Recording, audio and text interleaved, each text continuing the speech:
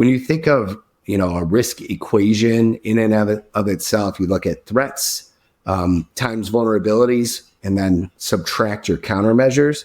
And that typically gets you the measurement of risk. So when we look at impact, I like to look at data sets. I like to look at, your systems and what those systems do for you as an organization. And if those systems or that data was compromised, what would the impact be? Your likelihood. A lot of times you could tie to the attack vectors that you have open, the industry that you're in. When you think of physical security, whether or not you're in an area of high crime or you're in an area of low crime, that ties into your likelihood. So your threats are impact likelihood. Then from a countermeasure standpoint, that is where you're getting into, or your vulnerabilities are the things that you have open.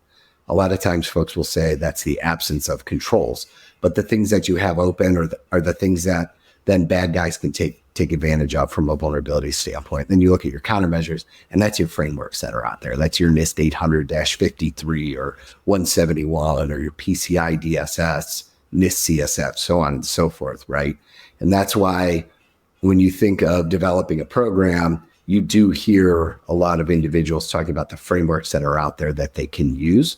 And that's a framework of controls to help guide what you're trying to do. So in a basic sense, a lot of the things that you're taught, the frameworks that you could use, ISO has an approach, the International Standards Organization, NIST has an approach, the National Institute of Standards, that for them falls under 800-37, which is the risk management framework, which takes you through the whole process of figuring out, again, what are your risks,